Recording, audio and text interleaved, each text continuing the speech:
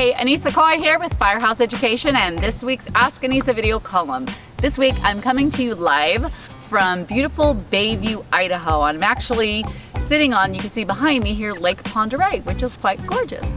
So anyway, this week our question actually comes from John, and John is back in Alabama.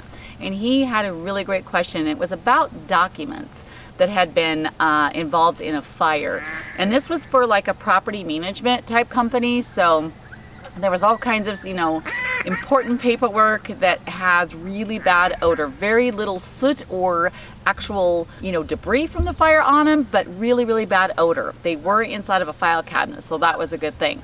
So he asked me how best I would process them. And what I want to share with you is the answer that I gave him, and I want to preempt this with, there are several ways that you can handle these documents, but here's what I have found to be the best. To begin with, taking the boxes obviously out of the file cabinet. They were transported in bankers type boxes, real good sturdy boxes. They had to be transported by, like a supervisor or a manager. I actually think John's going to do this himself because of the HIPAA laws in their state and all the Privacy Act stuff. So transporting them back to his place, what I recommend doing is using a combination of hydroxyl or ozone if that's what you have, as well as HEPA vacuuming. Now, when I say HEPA vacuum, I don't mean take every sheet of paper and gently HEPA vacuum. These papers are in file folders. So what I recommended was to pull out each file folder and do a quick swipe with HEPA around each corner, front and then back of the file folder, and then lay that on like a wire or a mesh type rack in his deodorization room. Now, I believe he's using hydroxyl. You can use ozone for this as well. But what's important is that you lay each of these file folders out so that the air, hydroxyl or ozone, can be touching all the surfaces and get around them, okay? Leaving them in a box could work, but you're taking a chance there because the ozone and the hydroxyl is not going to be able to get in between each of the file folders. Now, that being said, these file folders were sitting in a file cabinet that were tight together potentially and sitting upright also, so we may not be dealing with a lot of issue with the odor down in between. However, these have been sitting in this condition for 2 weeks. Paper and cardboard is uber absorbent for odor. So at this point, I'm pulling out all stops and I would be very aggressive. So I would separate each of the files, do the HEPA vacuuming as I said, and then either ozone or hydroxyl, putting them in either wire racks, shelving type situation, or mesh so that the air can circulate and hydroxyl or ozone can get onto all the different surfaces, and don't stack them on top of each other either. So this is obviously going to take quite a bit of space. He's dealing with about 44 boxes at this point, so quite a bit. It's a pretty good sized job.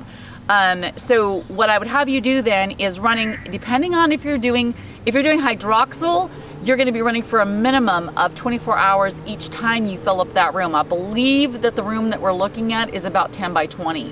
It could take longer depending on the odor. For ozone, you'd be looking at probably 48 hours on ozone. It takes a little bit longer. So anyway, that is how I would handle it. You could also, obviously, instead of the HEPA vacuum, you could do chem sponge on the outside of the file folders. You could get super aggressive and also chem sponge and or HEPA vacuum each of the pages, but it starts to get really, really expensive.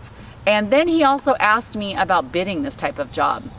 Bidding this job, I would absolutely do it by the box. And I would include transport, I would include unpacking it, deodorizing it, putting it back into the clean box to take it back. Then I would charge separately, just like we do an Exactimate when we're packing contents. We charge separately for the boxes, the clean boxes, because you would want to repack it then in an uncontaminated box.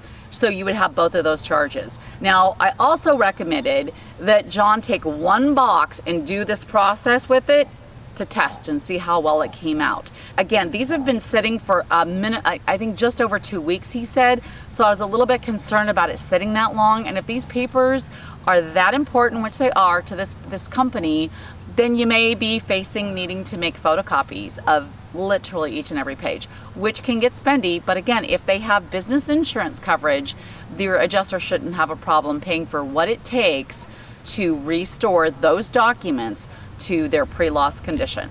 Okay, well, John, I wish you best of luck, and I do expect a text message from you letting me know how things turn out with this job, and I know we're going to converse and walk a little bit through it more together.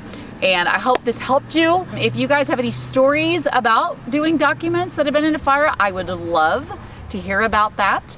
So please be sure and send me an email or maybe comment below the video. Be sure you are subscribed to my YouTube channel. And if you are not already, you should hop on over to rnrmagonline.com and subscribe to their website, their digital magazine, as well as their e-newsletters, so that you get this video and all kinds of other goodies in your email inbox every Friday. And on that note, I'm gonna leave you and I'm gonna go out on the lake and have some fun on this sunny day, and I hope you all have a fantastic rest of your week and a wonderful weekend, and I will see you on next week's Ask Annissa video column.